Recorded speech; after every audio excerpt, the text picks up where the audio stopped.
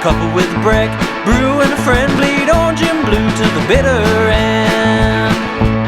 Come and join us, DNVR. We are DNVR.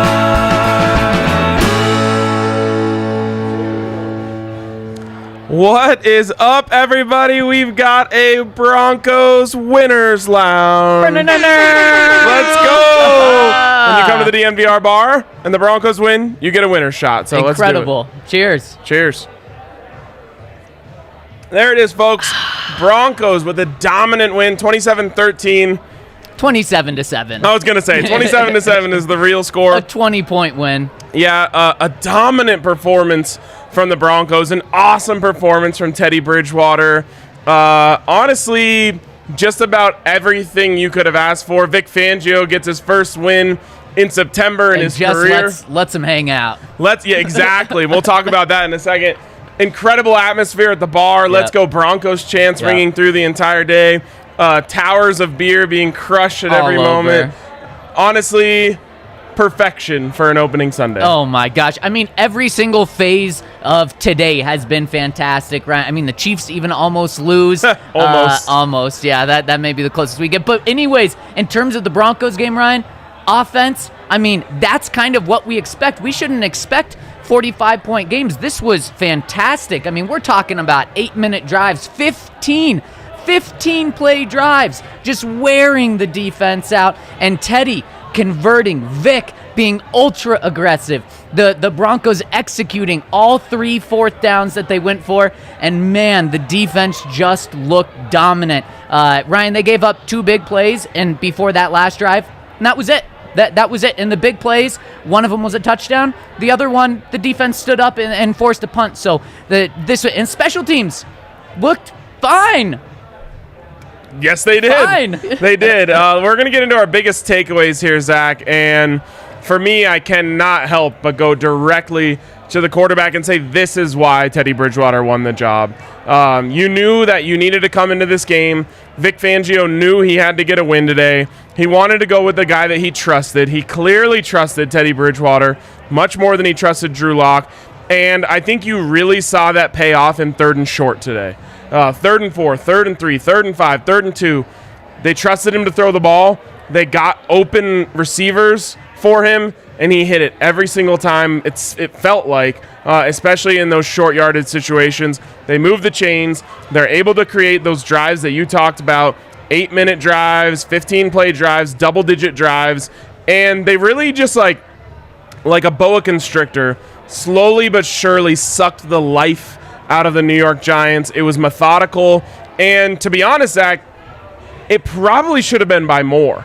They dominated them in every facet today, and that looked like a good football team. It did. It looked like a very good football team, and you have to start with the quarterback position because, as we know, Ryan, if the quarterback's good, the Denver Broncos win. If the quarterback's bad, the Denver Broncos lose, and Teddy was nearly flawless. I mean, the stats don't necessarily back that up because I think he played better than the stats. 116 passer rating. I thought he played nearly a perfect game. Not only did we see steady Teddy in the pocket and so cool, calm, and collected, like people used to call Trevor Siemian, that's exactly what Teddy Bridgewater was today. And then also little Mahomes to him on that touchdown pass. Multiple plays where he really stayed alive back there. And just looks great, Ryan. He has the pocket presence and then the awareness. Some people just think, oh, well, he had that injury 5 years ago. He's not going to be able to move in the pocket. Is he going to be Josh Allen or Patrick Mahomes? No, he's not. But he can move around and make plays. And I just loved everything about the way the Broncos approached this game. Look, the running game, the offensive line was not very good for the running game for the beginning of the game. They stuck with it enough, but they said, Teddy Bridgewater's our starting quarterback. We trust him. So in the first half, Ryan, they threw the ball over 2-1 times to rushing, and Teddy was great. Teddy could handle that. That's just what the Broncos needed. Yeah, it's honestly really, really encouraging. Now, we know the Giants aren't a great football team, but if there's one thing that they could hang their hats on, it was their defense. And so you're not coming away from this game saying, yeah, well, Teddy carved up a terrible defense. They really aren't a terrible defense. They have good corners. They have a good defensive line. You saw that in the run game. They have good run support from the linebackers. And so you don't walk away from this saying, yeah, but at least I don't. And in fact, you're going up against a team next week in the Jacksonville Jaguars who got, 34 put on them by what many people thought was going to be the worst team in the NFL today. And that was the Houston Texans. So you have to come away from this game encouraged because this is the formula. You know, you look at what the Cleveland Browns kind of plan is. It's run the ball and then have Baker in play action situations, have him completing passes on 3rd and medium, 3rd and short. This is what that reminded me of today. And what the Browns have is a quarterback who, when the run game isn't there, they trust themselves to turn to him. And I think Teddy Bridgewater took a huge step today in being that guy for the Broncos to whereas, okay, the run game isn't cooking. They're not getting a lot. They're not getting big chunks. They're not getting first downs out of that run game. Well, you trust Teddy to make throws. I can't get over his ability to stay alive in the pocket today, and that's why he's our DraftKings king of the game because he made multiple really big plays when things broke down. He's stiff-arming guys back there. He's spinning out of pressure. He's getting on the run. He's buying time. And, again, you go back to what Vic Fangio said when they gave Teddy Bridgewater the job. It's the pocket awareness, and it's why I think Vic Fangio, who absolutely is I don't know what the word is, a player of the game, even though he's not a player, absolutely is a huge part of this because he trusted Teddy Bridgewater to make plays for him, something that we definitely didn't see him trust Drew Lock to do last year. And so, again, when we were going over this, when they named Teddy the starter, I said, well, if they're going to go for it like they did in the preseason because Vic trusts Teddy, then I'm all for it. I was very skeptical in thinking that they were going to do that. And Vic Fangio went out there, and like you said, he laid him on the table and said, you know what, this is my guy. I trust him. Watch him go make plays. And boom, did it work. I just loved that Vic stuck with what he wanted to do. It wasn't like he went for a 4th down one time, then got cold feet another time. They even did it when they were in field goal range on the 4-yard line. They trusted Teddy Bridgewater, and Teddy Bridgewater was dealt a very difficult situation on that touchdown to Alberto. Guy in his face, he shakes that off. Then another guy literally in his face as he's throwing off his back foot sidearm to Alberto. And I love the trust that Teddy had in Alberto to go back to them. Ryan, after that Alberto fumble, they could have easily said, we're putting Salbert and Fant in for the rest of the game, but they didn't do it. I love that this was a team that trusted one another, even when things didn't go completely right. And the most impressive thing, Ryan, let me read you this drive chart. First drive, Broncos start with a punt. They get 1 first down. Thankfully, it wasn't a 3-and-out punt. But then after that, field goal. Fumble, the fumble where they got all the way down to the 5-yard line and Alberto fumbled. Touchdown, field goal, touchdown, and then at the very end of the game, a punt. So realistically, Ryan, you have 4 of your first 5 drives go in to the red zone of the other team. One of them ends in a fumble, the other end in scores. That is going to keep you in every single football game. You talked about that's the Browns formula, and the Browns barely lost to the Chiefs, hung in Arrowhead with them. If the Broncos do this, they're going to be able to hang in with every single team in the NFL. Now, maybe they end up losing to the Chiefs, the top teams, but they're going to be in every single game, including that Browns game on Thursday night. Absolutely. You had to be impressed with the defense, who, again, really gave up 7 points. Obviously, there's the garbage time drive at the end. You can't be mad about that. You got to be excited about Von Miller, man. He very well could have been the DraftKings king of the game. Easily. 2 sacks, 3 tackles for loss. How many quarterback hits? 3. 3 quarterback hits. The dude went out there and really backed it up. You know, like we've heard a lot of talk about Von Miller. It's really been 2 years of talk, not necessarily by his own fault, but going into last season, it was Von looks great, Von looks great, Von looks great. He gets injured in the very end of training camp, kind of a heartbreaking scenario for the Broncos. Yep. And all we've heard is talk since then. And he goes out there today and he gets himself on pace for a fantastic season. You know, how many times have we talked about this team has to start fast? Yep. And I think Von Miller was a big part of the reason why they did today. And really, you can go around and just look and just start pointing to guys. That guy played good. That guy played good. That guy played good. But if you had to pick before the game, hey, pick 2 guys you need to really, really play good. You'd obviously pick Teddy Bridgewater. Yep. And I think you'd pick Von Miller. And those 2 guys absolutely held up their end of the bargain, and you see what happens when that happens. Ryan, we talked about Mace and I last week on the pod. We predicted who our MVP would be. He said Teddy, I said Vaughn, and I said if both of these guys play to that level or are in the conversation for MVP, great things are going to be in store for the Broncos playoffs, and we see exactly what that looks like on the football field today. And not surprisingly, Ryan, 3 game balls given out after the game. Have you seen who it was? No. Okay. Guess the 3. Okay, so Vaughn and Teddy. Ding, ding, ding, ding. The 3rd. You're going to have to get creative with this one. That's the hint I'll give you. Vic Fangio. Vic Fangio gives them out. Okay, so I thought maybe like Vaughn threw one to Vic. All right. Vic just tosses it to himself. Gonna have to get creative. Uh-huh. You're along the similar lines is what you were thinking, though. Pat Shurmur? A little higher up.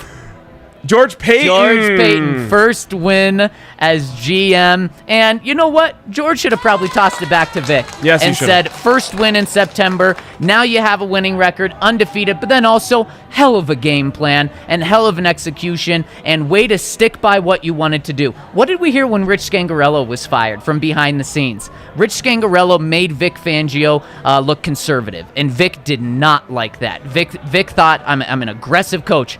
Last year with Pat Shurmur, we didn't see it in an aggressive team.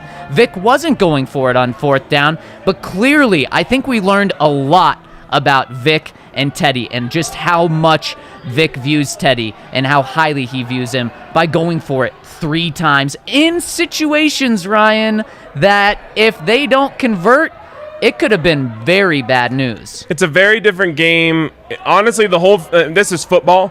But the whole thing swings on 3-4 plays. Yep. You convert those 4th downs, that puts you in great positions to score, and that's the reason why you end up winning this game, in my opinion, at least winning it handily. But then, you could say, okay, if you don't convert those, what happens? But you could also say, well, what happens if KJ Hamler catches that touchdown over the top? I realize they end up going down and scoring anyway. But what happens if Albert O doesn't fumble? I really think there's a situation where this is a eye-opening blowout. When not to like throw a certain show under the bus, but I'm just the one that came to mind. When like Good Morning Football goes to cover this game in the morning, they're still seeing 27-13, and they're like, okay, the Broncos beat a really bad team in the Giants. Yep. If you win this game 35-7, easily could have or been 42-7, easily. Then everyone's saying, oh, the Broncos are for real. For us, we can see that. Yeah. Now again, I don't know what they're going to be, when they have to go up against the Baltimore Ravens, when they go up against the Steelers in Week 5. But right now, when they really need to be, and they really needed to come out here with a great game plan, great execution, big plays from big players, they 100% got it. And all I can give is credit. All you can do is just give credit. You're spreading it around like this is the Oprah show, right? Like credit to you, credit to you, credit to you, credit Everyone to you. Everyone gets some credit. because everyone deserves it. Pat Shurmur deserves credit. Yep. Tom McMahon deserves credit. Yep. Crazy as it may be. Vic Fangio deserves credit. Ed Donatel deserves credit. This was across the board. Everyone put their heads together. This is all hands on deck. Let's go win a football game, and they did it. And I love the way they use the running backs. Not in terms of the production. In the first half, both guys were running for 2.6 yards per carry. Didn't love that. But, Ryan, that's the balanced attack we were talking about. And it brings me back to last year when we thought the Broncos had this great attack at running back. And after one half, it was gone for the rest of the season. This gives me hope and trust and confidence in Pat Shurmur that he's going to continue to use these guys this way. And he used them pretty darn well. They both looked very explosive and so many positives from this game, Ryan. And I have to apologize. The Broncos are winning next week. The Broncos cannot lose to Jacksonville with how Jacksonville looked and how the Broncos look today.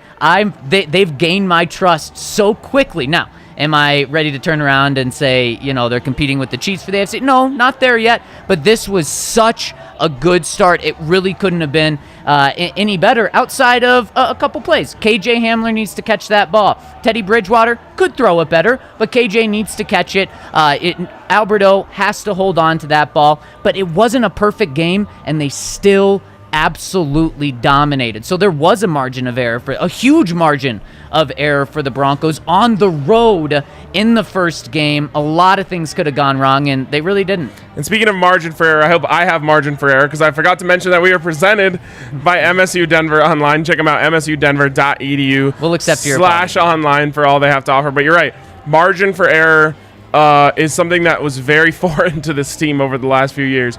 You drop an open touchdown, you fumble inside the red zone. That led to losses in the years past. By the way, I don't think that fumble should have stood. I thought he was out of bounds by the time he got control of it, but it doesn't matter. Nope. It doesn't matter in the end. One thing that we have to talk about, I wish we didn't, but it's the dark cloud hanging over this awesome win, and that's the injury to Jerry Jeudy. Man, it's not KJ's fault, but I can't get it out of my head. You catch it. That if that is caught, we're not talking about this right now. Again, not blaming KJ for this happening. It's freak injury. It's what happens in football. Yep. People get hurt, but that is the downside of what happened today. So there's no good news with this, but there's a little sparkling glimmer of good news. It looked like he could have broken his leg and been out for the year plus. Yeah. No broken leg. Vic Fangio did just confirm it. High ankle sprain. So not ideal, but good. Ryan, his season is not over. He's going to miss a lot of time. There's no question about that. But we just talked about this team has some margin for error now. We talked about last week, depth there. We talked about last week, being 3-2 after the first 5 games, being 4-1. They could still get there without Jerry Jeudy, and you don't need him the next 2 weeks. It won't come down to having Jerry Jeudy or not having Jerry Jeudy and winning those games, because that margin of error is so big against the Jets and against the Jaguars. So it's certainly not ideal, but it's not the worst case scenario. Thank God. It felt really eerie. You had this happen with Courtland Sutton last year, right? Yep, second game, Week his 2, first game. Yeah, and that's what flashed it to me. But thank God he's okay. Like, that's what I would put it. He's okay. The dark side of this is ankle flexibility is like Jerry Jeudy's greatest asset. Yeah. And there's, very few situations in which his ankle, turns in that way. Yeah. He's so incredible in the way that he can contort his body the opposite of the way that his ankles are going, and he's normally fine. What really hurts is, okay, when is he going to be back to a position when he completely trusts that ankle, when it doesn't hurt him to really bend it? And I sadly think the answer is next season. We've seen these high ankle sprains before. Honestly, we talked about it when Royce Freeman got cut. He looked really explosive before he had a high ankle sprain in week 4 or 5 of his rookie season. Didn't ever look the same. Right. Now, I don't expect that to happen with Jerry Jeudy, but I do fear that you're not going to see Jerry Jeudy at 100% the rest of this year. I wish I could disagree with you, but Ryan, especially with how we saw it with Royce Freeman, I think you're right. The good thing is, that's not all Jerry Jeudy's game. It is doing that stuff with his, that's a big part of it. But Ryan, he caught the ball today. He held on to it. So he doesn't need the 5 yards of space anymore. If he's only creating 1 yard, that'll be okay for this year. When Jerry Jeudy left the game, Ryan, he was the leading, he had the most yards on the team. He had the most receptions. He had the most targets. So there's no question it's a big blow. But then later you see Tim Patrick get the Broncos' first touchdown. He's a guy that's going to take a big step up. Courtland, today, I thought he looked like more of the Courtland I was expecting to see this season, not the Courtland that we saw in that third final preseason game where everyone just thought, oh, he's back, great. Courtland Sutton's still going to be good, but I didn't see a game-changing Courtland Sutton. I didn't think that pass from Teddy Bridgewater was that bad, that deep one that he overthrew him. thought maybe Cortland was running 95%, not a full 100%. But you know what? The Broncos offense still looked good. So what I'm saying is I think Cortland can get better and really take over that number 1 spot when Jerry's out. Yeah, if I'm buying stock in someone, it's KJ Hamler. Yeah. I think you're really going to get KJ Hamler into the Jerry Jeudy role over these next few weeks. Yep. Remember, everyone talks about KJ's blazing speed, and I wish we could be talking about how that resulted in a touchdown today. But the other thing that KJ really has going for him is he is a great route runner. He's a possession guy, too. Right, so those slot routes, those inside slants that you really want to run on 3rd and short where you should be able to get open quickly, that's KJ. I think in a lot of route combinations, you're going to see KJ step in for Jerry in terms of the role they expected him to play. And here's where depth really comes into your favor as the Broncos. They, even without Trinity Benson, who's going to be a big part of what they were doing here. Do you trade a 5th-round pick now for Trinity Benson? No, I don't think so. Because the Broncos are very flexible in what they can do at that position. So right now, I think it's going to be a 1-for-1. You bring in KJ and for certain routes. You bring in Tim Patrick for other routes that you are going to have Jerry run. And those guys should really be able to hold it down. But you know who's also awesome today? Noah Fant. Mm-hmm. You know who also got himself open on some big plays? Albert Okwuegbunam. Yep. So you can go with 2 wide receivers and 2 tight ends sometimes. You can bring in KJ Hamler when you want someone, you know, quick in the slot. I think they can withstand this. If I were the Broncos, though, I would be ultra cautious with Jerry Jeudy. Don't bring him out there when he can't do what he does best, which is cut. You know what I mean? Like, that ankle, I know I'm not just talking about the jukes and the spins and all that stuff. That ankle is what allows him to plant so hard and get himself open so quick. I don't want to see a 80% Jerry Jeudy because you feel like you have to force him back. I really don't think they do. Now, what's your guess on the timetable? You know, we're not doctors here. I would think 6 to 8 weeks, specifically the 8 weeks being what you're talking about, not rushing him back. High ankle sprains are a B word. I was going to say 4 to 6. Yeah. And so it's somewhere in that range. Maybe around the bye week. But again, I guess what I'm hanging my hat on here is that he has like superhuman ankles. So maybe there's a chance here that it's not as bad as it looked.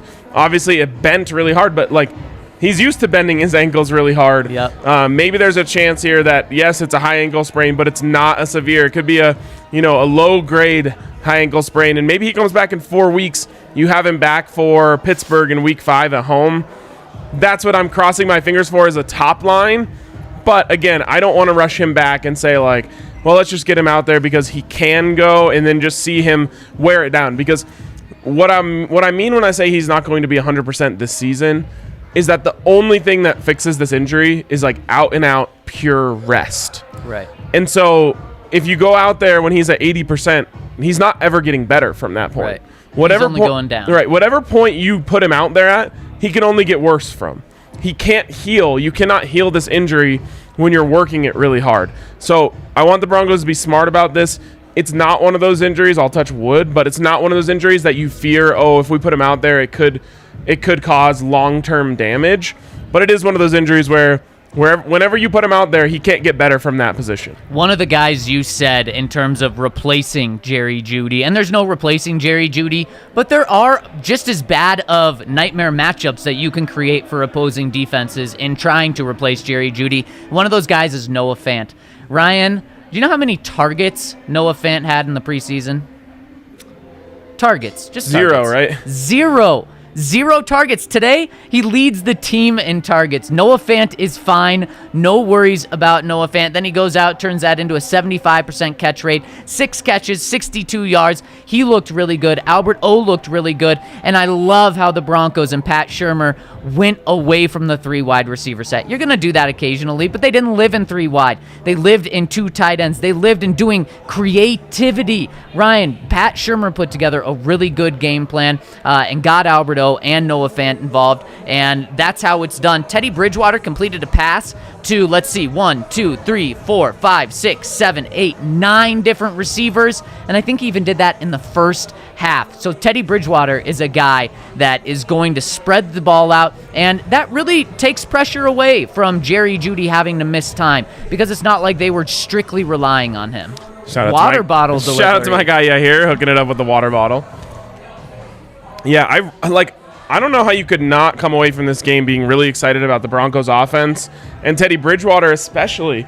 I know everyone wanted Drew. That's the more exciting play. That is the higher ceiling play, I think some would argue, including us, at many times during the quarterback competition. But as I said, when they named Teddy Bridgewater the starter, winning will cure everything. And I think I don't see anyone complaining right now. No, and Ryan, you said sexy is Drew, which is true. But you know what's sexy in the coach's eyes and why they went with Teddy and why it was so apparent today is having more 10-play drives than 3-and-outs by 3 times. It's by having the same number of 10-play drives as you did plays of 5-play drives or less. They had 3 10-play drives, 15 plays, 16 plays, 10 plays on 3 different drives. That is incredible. Not only does Pat Shurmur love it, but the defense loves it. Vic Fangio loves it because it wears down the Giants. Ryan, the Giants are a good defense, but in the second half, they just look pedestrian because the Broncos had just wore them down. In the end, the Broncos end with 35-25 time of possession. And honestly, if the Broncos would have held on to the ball there and really forced it more at the end, it would have been like 37-38-20. You're going to win and be in every single game with that formula. Yeah, and you mentioned that's sexy. What else is sexy is Breckenridge Brewery. I thought you were going to say Manscaped. Oh, well, we don't have that one right now. Breckenridge Brewery, the official beer of DNVR. They're damn good beers, and they have supplied us throughout the entire day today. It started with the tailgate. Lots of beers on the tailgate, courtesy of Breck Brew. Then there's Breck Brews flowing all through the day at the DNVR bar. And I don't know what else to say other than they're damn good. Yep. They are the official beer of a Denver Broncos win, whether it's that Broncos Country Hoppy Pale Ale, whether you're just a Strawberry Sky guy through and through. You're going to want a Breck Brew after today's win. So hit them up, Breckenridge Brewery, and get in on any of their beers because they're all top-notch. They were everywhere. And Ryan, speaking of being, you have to be at the DNVR bar 10 a.m. Saturdays and Sundays. I mean, Poppin' yesterday had the buses going to A&M, which, man, what a game. I mean, I know they lost, but you got to be proud to see you. Yeah, you got to be proud. It's unfortunate there was a big missed opportunity, but I feel the same way, like what you just said about the Broncos. They're going to be in every game. Yep. That's how I feel about the Buffs with that defense. You should, absolutely. And, I mean, just the best place to be is the DNVR bar. I'm sure we're going to get popping for Sunday Night Football. And there's no... Ryan, this was such a fun environment. We got our guy, here, who was just absolutely killing it. It's such a fun place to be. Got the crowd on a string. Oh, my goodness. So make sure to become a member, too, because when you're here, you get extra raffle tickets. You get that winning shot when the Broncos win, and you get the member-size beers, 22 ounces for the price of 16 ounces. So make sure to sign up at DNVR.com. We also got the Wheel of Destiny, which I invented, which it was a Jerry Jeudy touchdown today. And we're not letting you spin next time. I'm confident. I didn't spin it. Okay. I'm confident that if he doesn't get hurt, that's happening. Yeah, as I think it's going to happen most games. All right, we got a super chat from our guy, Zach Castro. He said, all dogs go to heaven. Do you know what he's referencing? I do. A little parlay you put together, a underdog parlay that hit. All underdog money line parlay. What do we have, plus 1,600? Yes, let me look it up really quick to get the exact numbers for you. The all dogs go to heaven parlay was Arizona Cardinals plus 135, Pittsburgh Steelers plus 250 on the money line, LA Chargers plus 110 on the money line. We were using a $25 free bet on that. 25 for 400. Hey! So congrats to everyone. Winning shots were on you then. Well, yes, exactly. Winner shots on me. I also hit a big parlay last night that involved Vanderbilt beating CSU straight up. Oh, that was bad, especially up 14-0. Yeah, that's You tough. had to take the shot too, didn't you? Well, I'm not taking. Oh, I had to take a shot afterwards because I hit a giant parlay. Anyways, also want to tell you about our friends over at Chevalier Mortgage. Mike in Virginia will hook you up. You know, getting a mortgage on a home, as I kind of dabbled in it a little earlier this year before realizing that this market isn't exactly conducive to such a thing. It's a scary process. Yeah. And Mike and Virginia are who you want to hit up. You can call them at 303-257-6578. to see what's up. They're going to check out your full financial picture. They're going to say, hey, look, here's what you can afford. Here's the areas that that you can afford. They're going to walk you through the whole process, and they're going to treat you like family because they're part of the DNVR family. They probably won't like that little comment I just made because they're proud CSU alums, but they're also proud Broncos fans, so they're having a good day today. So call them 303-257-6578. Check out Chevalier Mortgage or DNVRmortgage.com. That's Michael Chevalier, NMLS number 1931006, and Virginia Chevalier, NMLS number 1910631. Did you leave before A&M went ahead and beat CU? I mean, you're acting so confident over here about CU. Well, I mean, CU took the probably third best team in the SEC down to the wire. I mean, you could say fifth best in the nation. Fifth best in the nation. CSU, lost to the worst team in SEC history. They were also playing an SEC team. Just two losses from SEC teams. Can you imagine what it's going to look like? Honestly, when Bama plays Texas A&M, let alone when Bama. I actually don't think Bama plays Vanderbilt this year, but if they did, dude, CU's defense looked great. A&M's quarterback, the backup, oh my goodness. He's not it. They wish they had a Drew Lock to turn to. Yes, they absolutely do. All right, let's go into our helmet stickers. Zach, this is exciting. Oh, look at that. We got a fancy new graphic. That's beautiful. Can we not put helmet stickers on right? Why are there all those creases? Oh, yeah. It's tough to get a helmet sticker. I guess we do have the shots, so it's a little tough. Our graphic designers work really hard to make things look realistic. I'm just coming from a graphic designer himself. Yes, absolutely. I dig the graphic there. And Zach, I'll let you lead us off. Who gets your first helmet sticker? Well, Ryan, we're going to keep a leaderboard of these, so you have to go king of the game. Teddy absolutely gets one. Maybe a big helmet sticker on the side of his head. Yeah, absolutely. I think he earned the Bronco on his helmet today. Yeah. And again, I think he earned a lot of fan support. Yep. I don't know how you can sit back right now and say you're not confident in Teddy Bridgewater as this team's quarterback. Some people are going to have the wait and see approach, but there's nothing you could say negative about Teddy's performance today. Even if you want to be the person who says, well, he can't push the ball downfield.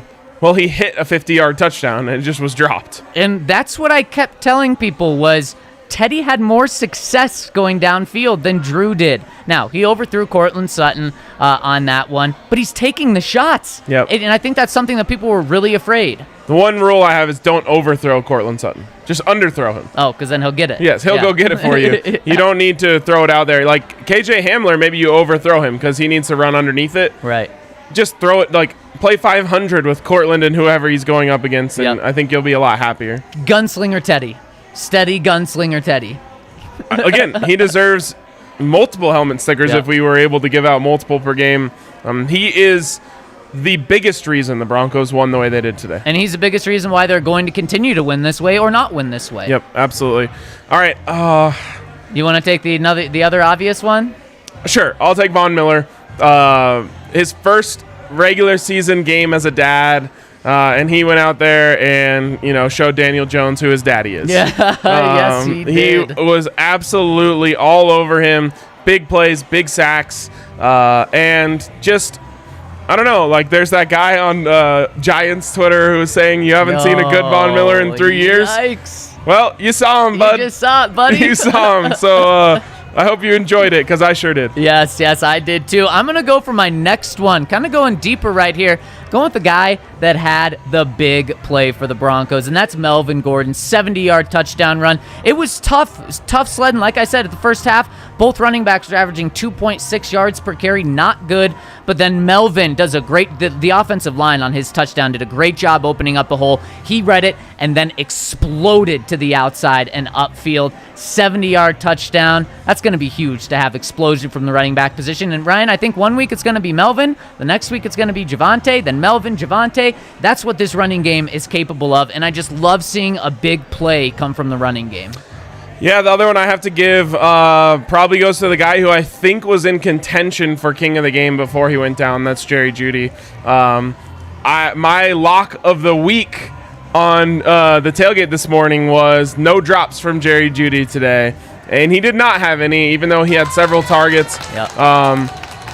Gosh, this sucks. It really sucks because I think he was going to go ahead and go for 10 for 120 today and set himself up for a Pro Bowl 1,000-plus yard season. And I don't know if he's going to get the opportunity to do that anymore. Yeah, and Ryan, someone that we haven't talked about yet is Bradley Chubb. He didn't play, and the Broncos were still able to do this on defense. Malik Reed stepped in. Fumble recovery. Shout out Danny Fumbles. Yes, and shout out to another helmet sticker winner, Josie Jewell. Maybe the longest odds to get a helmet sticker really today deserved. outside of Eric Salbert, but he was great. I mean, now, I think he did get beat in coverage on one play, but outside of that, he was right there, had a pass breakup, had that, and we talked all offseason just about how these inside linebackers aren't going to be a big role on this defense. Well, we saw it. They were both on the field at the same time, multiple times, and Josie really stepping up today.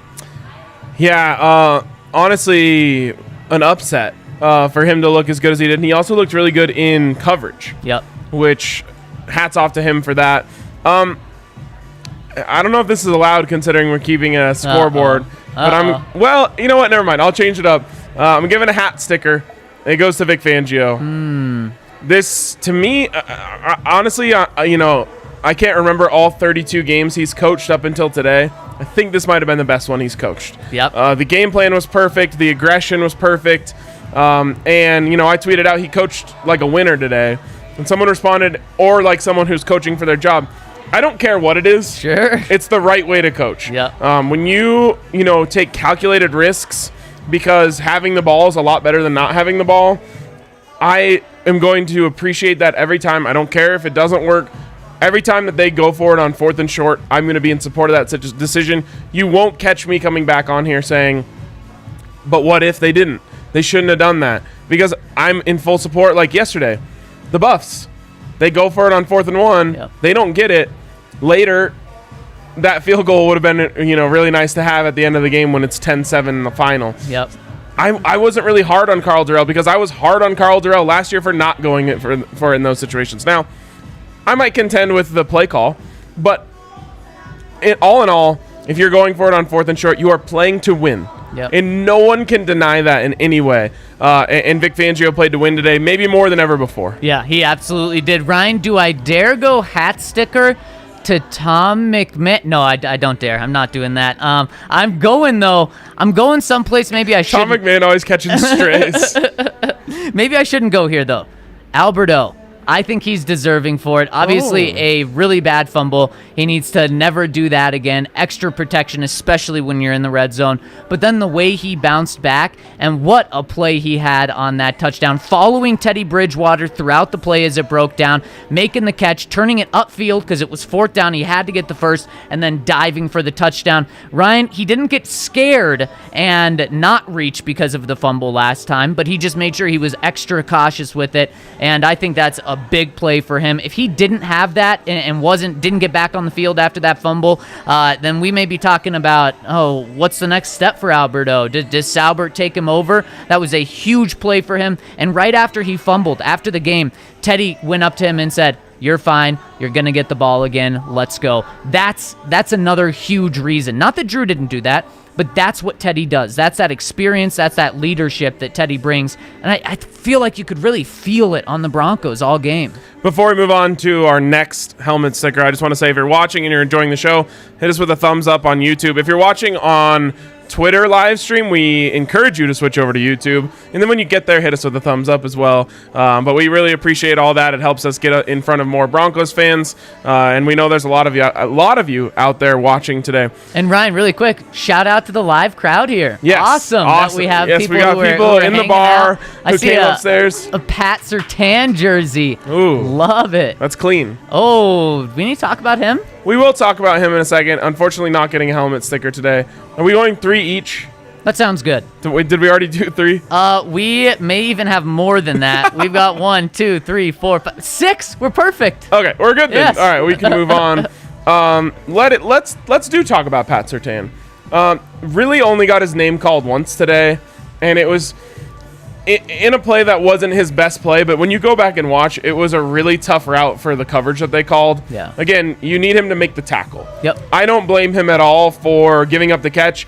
It's a deep over route in man coverage coming all the way across when he was playing off. So it's basically the worst route they could have run against the way the Broncos covered that play. He didn't cover it great. I'm okay with that. I'm not okay with the putting your arms around the shoulder pads and flying around. Go low, wrap up, finish that tackle. And maybe the Broncos don't give up any touchdowns today. I kid you not. Is this the first rookie thing we've seen from Patrick Surtain? So am I worried about him?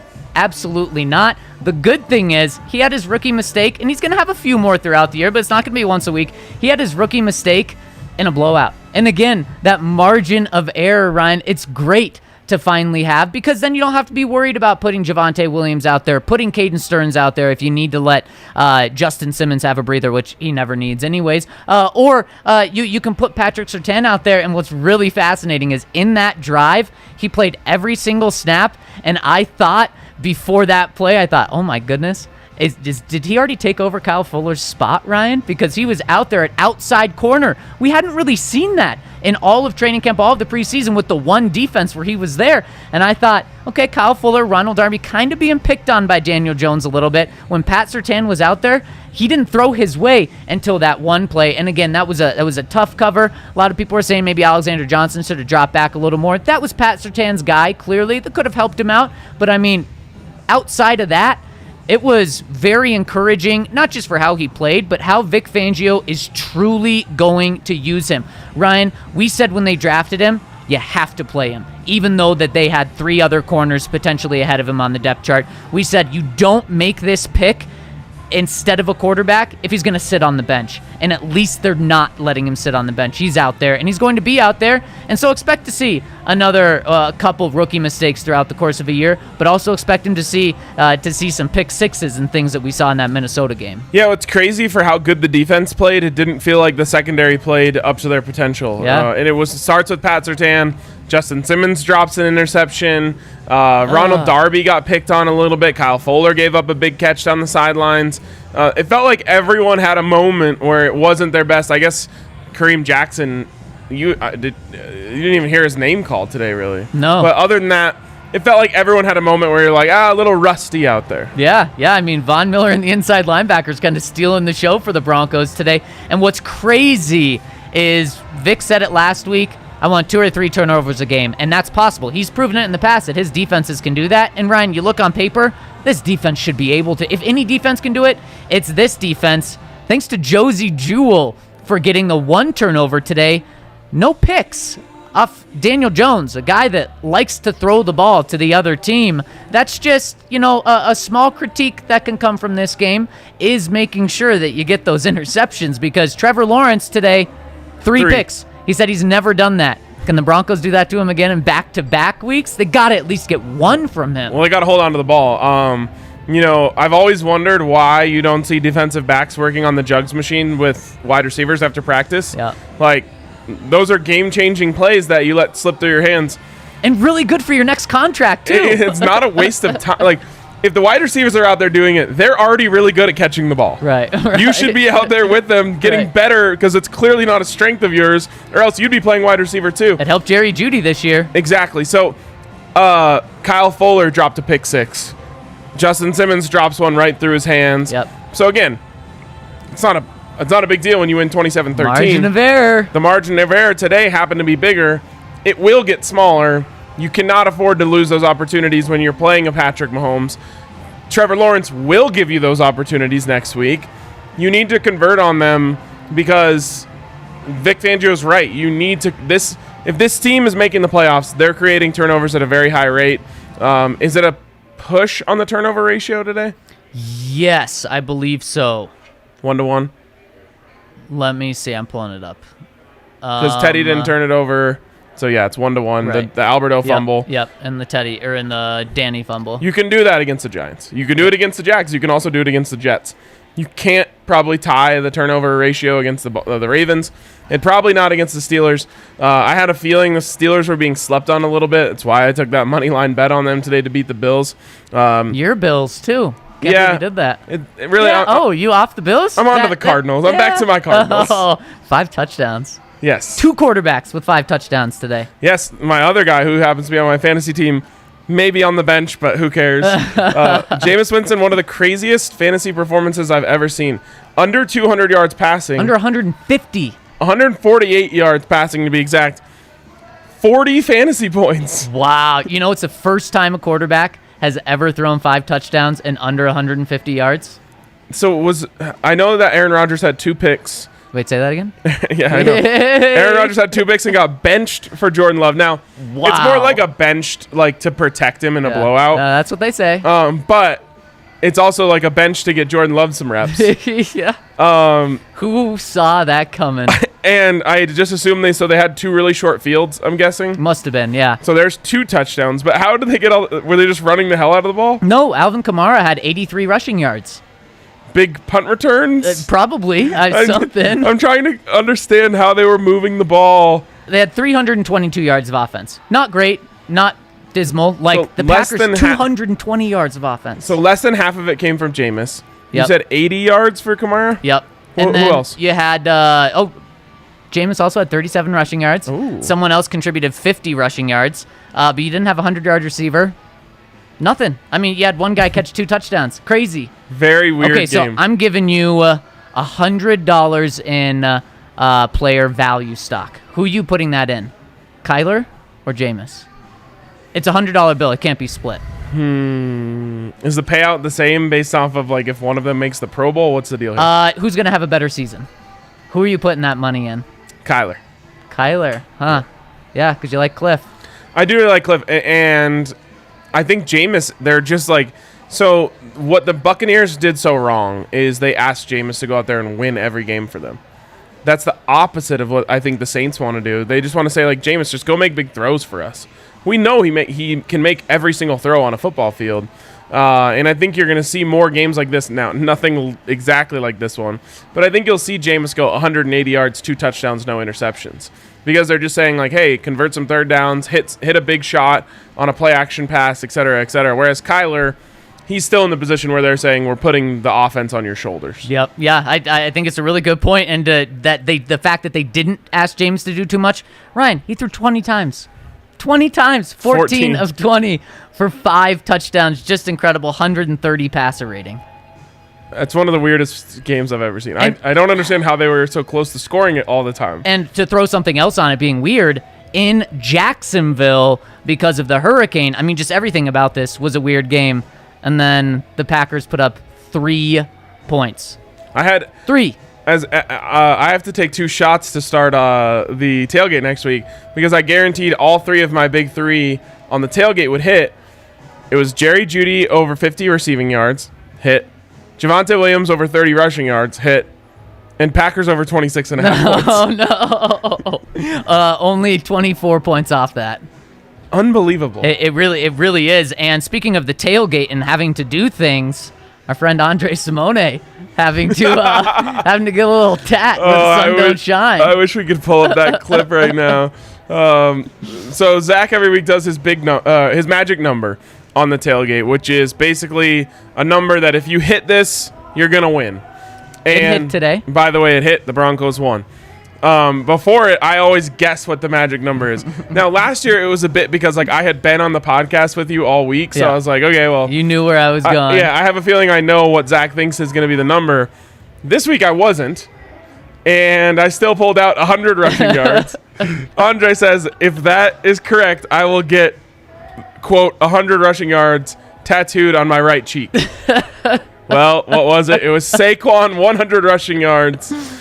So yeah, we if you all going together? If you or someone you know runs a tattoo parlor, let's work out a little deal. Andre needs some ink. Do we put Andre like on the table right here? We can. I mean, we have the setup. Yeah, absolutely.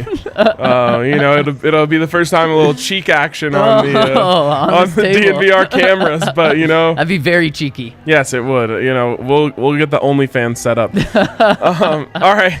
That may be too much for OnlyFans now. No, I think they overturned that. that. Oh, okay. Well, how about that? Something that can't be overturned, Ryan, is the money that you won at DraftKings Sportsbook. Biggest weekend of my life.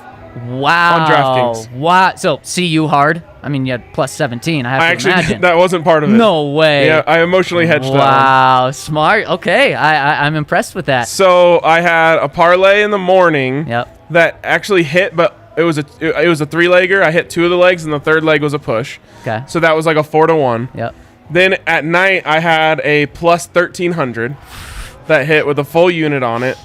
And then today, I had the All Dogs Go to Heaven parlay hit.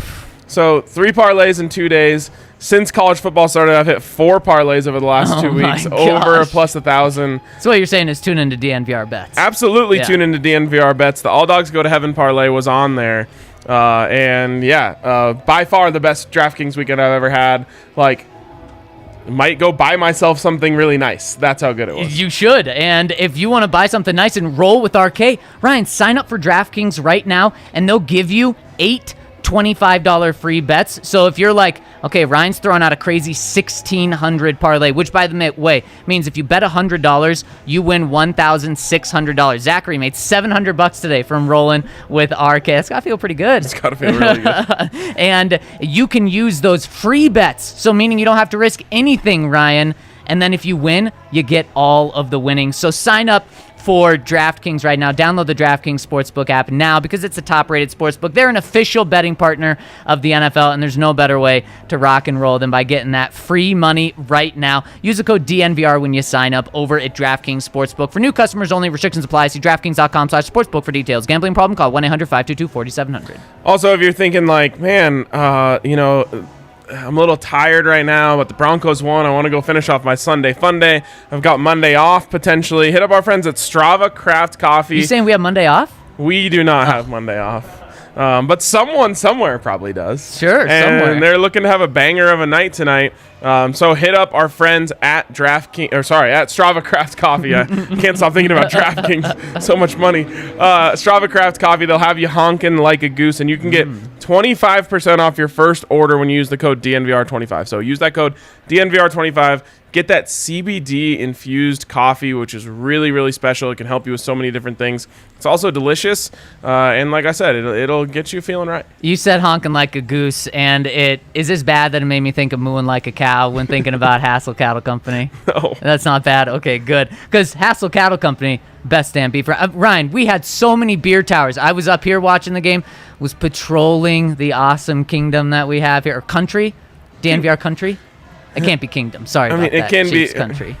Castle. Yeah, castle. And I mean, beer towers sometimes we call everywhere. it the cathedral because it has like the big pillars. Yeah, and the chandeliers. Yep. I like that. And I mean, so many burgers out there too, and it's the best damn beef. It's the blue collar Wagyu beef from our friends over at Hassel Cattle Company, because Hassel Cattle Company is so good. We brought it into the bar. We put our stamp of approval on it, and if you want to bring it into your house, use the code DNVR10 over at HassleCattleCompany.com. That'll get you 10% off your entire purchase, where you can get patties, but you can also get jerky, you can get beef bacon, you can get New York strip, you can get everything over there, and it's the best quality. So check them out over at HassleCattleCompany.com. That's HASSELL CattleCompany.com, and use that code DNVR10 and spend over $200 and you get free shipping. Justin Fields is already in? No. Is it that bad already? Yep. Oh my gosh. And he's leading them to a touchdown. I'm so confused. Did he start? No. Andy. Did Andy get hurt? Nope. What is happening? Wait. There's only been one drive. I was going to say there's 2 minutes into the game. Oh, they already took him out. Oh, did you... Man, Jimmy G got done dirty in the first series. Did you see what happened in the first series? Kale told me a little bit about it. So Jimmy G goes 7 for 7 down the field on their first drive. They bring in Trey Lance in the red zone. He goes 1 for 1 with the touchdown. Pretty dirty. Come on. That is pretty dirty. That's what Matt Nagy just tried to do with Justin Fields. Very interesting. Like, it was so faux pas in the past to switch quarterbacks mid-drive. Yeah.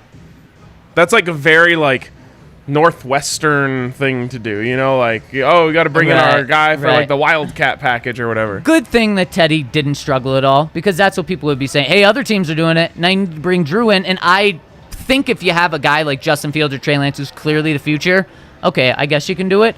I don't think a 2-quarterback system is the way to go. Also, usually when you do the 2-quarterback thing, it's because one has a special set of athletic traits that the other one doesn't have. Well, Drew is athletic a bit, not so much more athletic than Teddy Bridgewater that you're saying, oh, you got to get him in there. And especially after you watch Teddy scramble around today. That's maybe my favorite part of the whole thing. Yeah. Like, really made off-the-script plays, which a lot of people, the narrative was saying, like, oh, he doesn't do that type of stuff. Yeah, exactly. And that's one of the things I was so impressed about. And Teddy today, Ryan, he really kind of broke down a lot of the criticism from people. Doesn't throw the ball downfield, isn't elusive, isn't going to be able to make plays with his feet. He scrambled, and how about that? After he scrambles for the first down, gets the penalty, laying on the ground with his helmet knocked off, and he's just smiling. Oh, man, that was the moment Great from the smile, game by the today, way. because it's like, look, Teddy's running for first downs, and you're getting 15-yard penalties, and just, great smiles all around. Yeah, Zach, we'll finish on a high note, but before we get there, before we get there, Who saw that coming? yeah, for real. Before we get there, do you have any other criticisms that you want to talk about today? I mean, they're few and far between. We talked about the secondary maybe not being as sharp as they could be. Yeah. A little bit about Pat Surtain, obviously Alberto. Anything else that kind of stuck out to you that you say, hey, this is something they should get fixed before next week? Yeah, the offensive line, a little concerning at times. Garrett Bowles a couple of times got beat in the pass game. You saw Teddy take 2 sacks.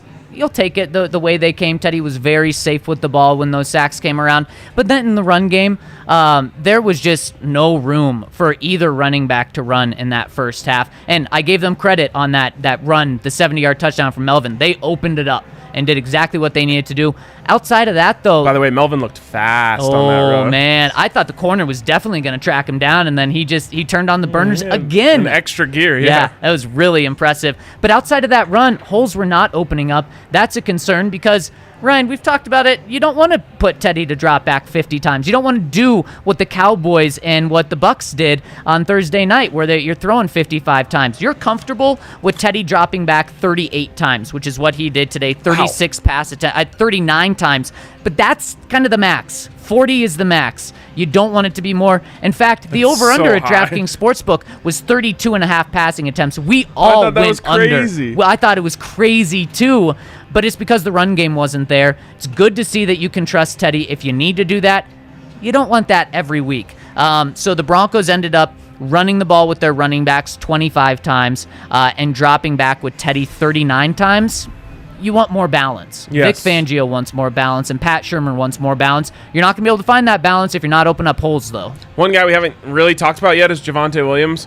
I really liked the way he looked. Yeah. It wasn't always there for him, kind of going along the lines of what you just mentioned, but he has an explosion to him. It's that first step explosion, yes. too. First step explosion, and then he has the thing that Saquon you saw a couple times today. Saquon, very unimpressive. Who?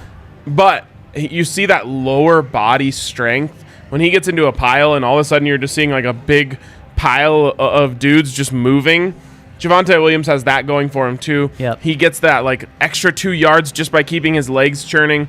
Love that about him. I think he's going to be very exciting for the Broncos this year. But yeah, I mean, again, it's just little things, little tune-ups. Yep. That's where you want to be after week 1, not saying, oh God, you know, you have to change the offense. It didn't look clean. It didn't look crisp. I felt really good about most things today. You mentioned I think we've touched on everything that concerned me today, and those things are pretty small. Maybe a little bit more of a killer instinct from the defense. In the third quarter after the Broncos scored and they have a 10-point lead, I'm thinking, we've heard this for, 5 years, from starting with Vance Joseph of we're building this defense so that if they get a lead, game's over. And I'm thinking this is perfect. I mean, the Giants are going to have to start forcing things a little bit now that we're near the end of the third.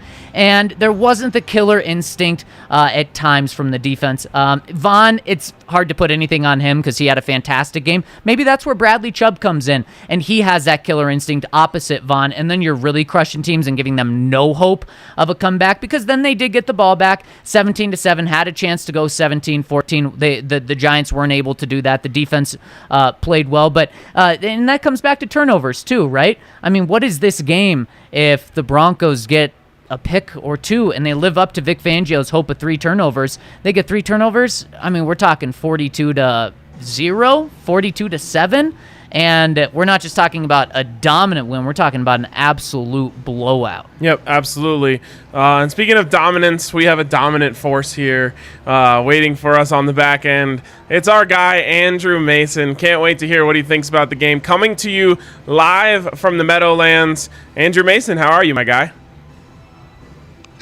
I'm doing great. Are we happy? Are we all feeling good now? Are the vibes flowing? Of course, vibes are great. Vibes are very great. I also had Los Angeles Rams over 6.5 points in the first quarter, and they just threw like an 80-yard touchdown. So I'm even better now. How about that? Matthew Stafford cooking. Yes, his first pass, I believe, or no, second pass as a Los Angeles Ram goes for 70 yards. Anyways, we're all feeling great, Mace. How are you? Damn, this connection just went out. Crap. Oh, we may get a training camp Mace here. Oh, no. A vintage Mace. He did warn me that the Wi-Fi was very bad. Oh, I did see that. It is the Giants and Jets. What can you expect from them? Yeah. Can't expect good quality Wi-Fi. We're going to try something else. All right, we're going to try something else. We'll see if we can get Mace back here in a second. Like I said, Meadowlands, what do you want from him? You know? One thing that I do want to give credit for, and I'm happy that we have this time here, Ryan, is the run defense. We mentioned it. Saquon Barkley, the magic number was holding him under 100. Real quick, do you think I jinxed my bet? They didn't make the extra point yet. Here it comes. Oh, no, you're good. You're good. Boom. Bang. Boom. Okay, There you go. anyways. Cashed out again. Yes. More shots on you or what? Bro, I think I'm like 10 of 11 today. Oh, my gosh. Do you have anything else that people need to get in on right now? That was my last one, but I'll probably after the show get in on something new. I bet you will. If you guys want, I can open up the sports book and see if there's anything else. We may need it if we're trying to end the Sunday on a good note. But Ryan, really quick, the rushing defense was great today.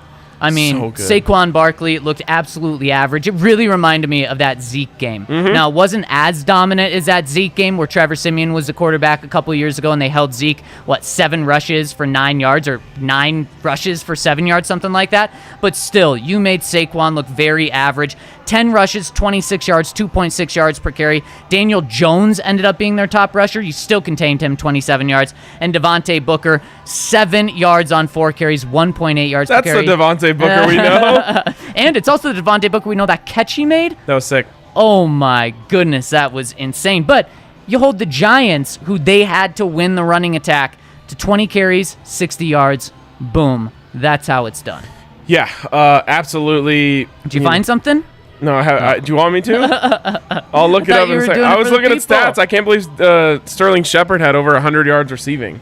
Wow, that is crazy. And his longest is only 37 yards. It's not like he gashed him for 80. It obviously would have had to be like a big number, but if you would have given me a prop that no receiver goes over 100 yards against the Broncos this year, I might have sprinkled it. And it didn't live a week. Even with Tyreek Hill, who runs the best routes known to mankind. They do a pretty good job containing him over the last couple of years. Don't tell Chris that.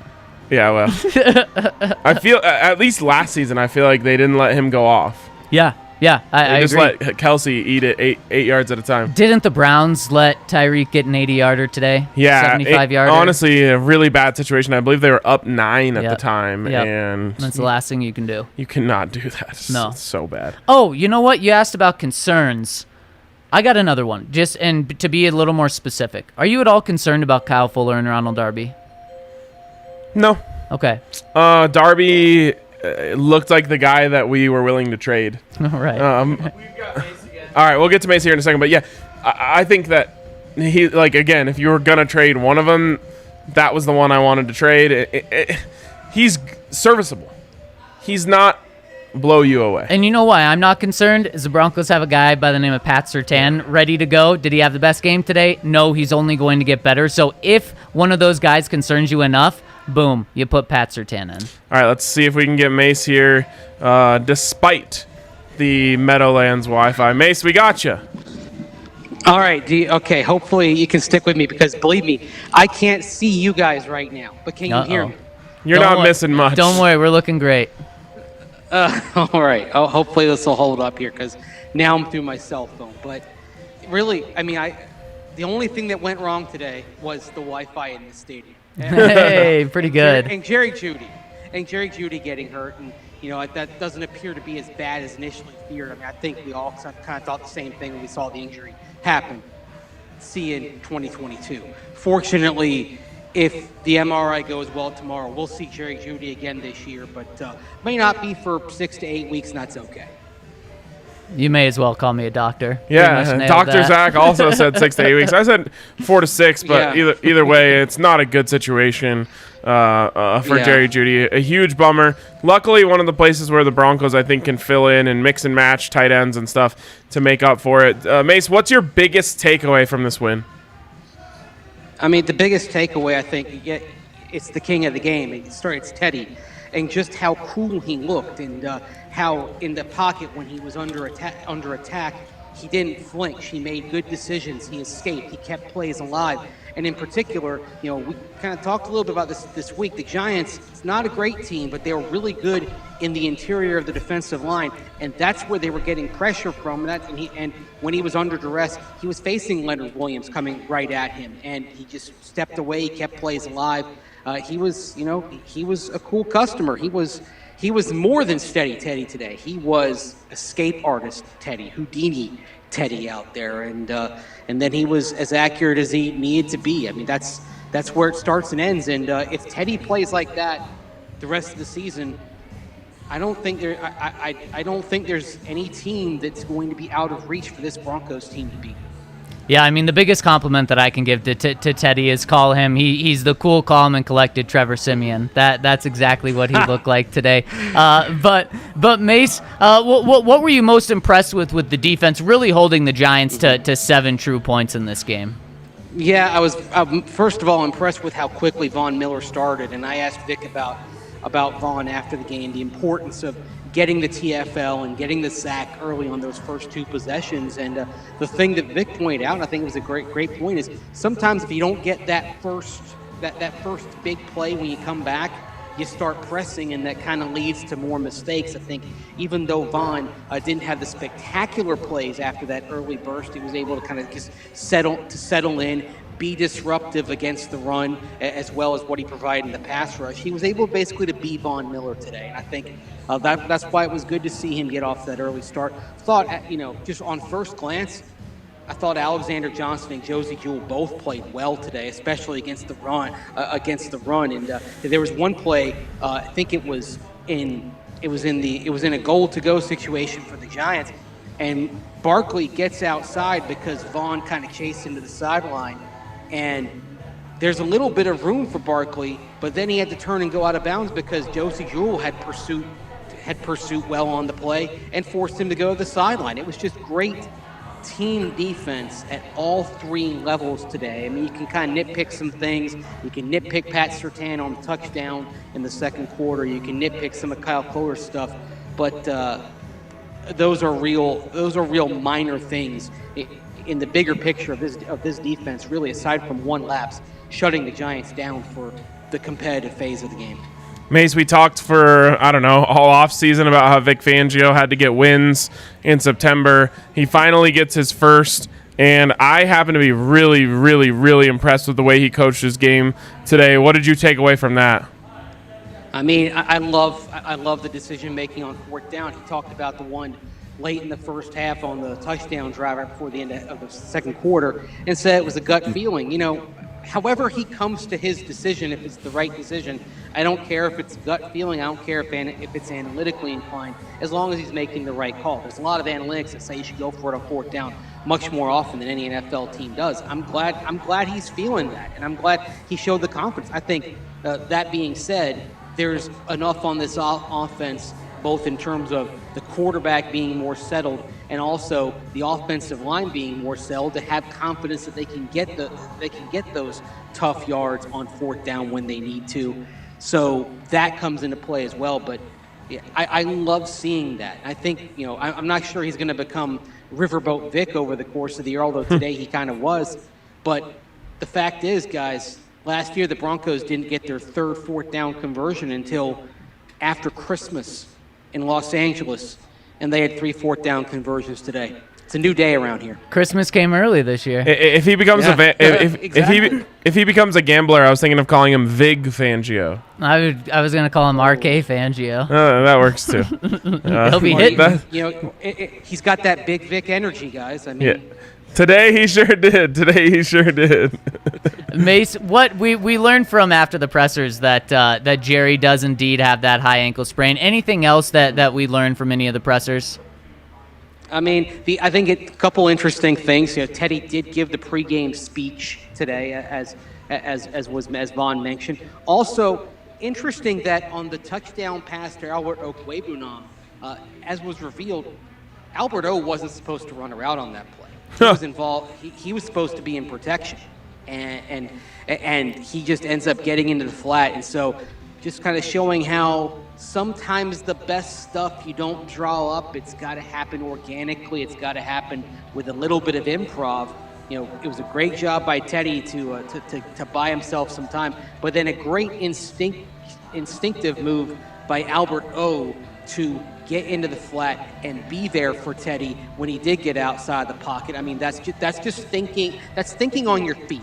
And the last few years, sometimes it seems like the Broncos, especially on offense, have really struggled to kind of think on their feet and make good decisions and kind of have that quick reaction that allows you to get out of a jam.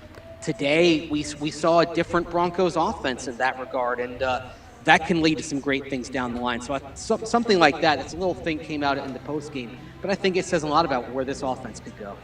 Who else spoke at the podium? Okay, you had, Teddy, Albert Okwuegbunam, you had Noah Fant up there, Von Miller was there, Tim Patrick also spoke. I think that was it. And then, of course, Teddy and Vic. And what else did those guys have to say? Josie Jewell said. Hey, Jewell Mr. Fumble himself. Anything jump out to you from those guys?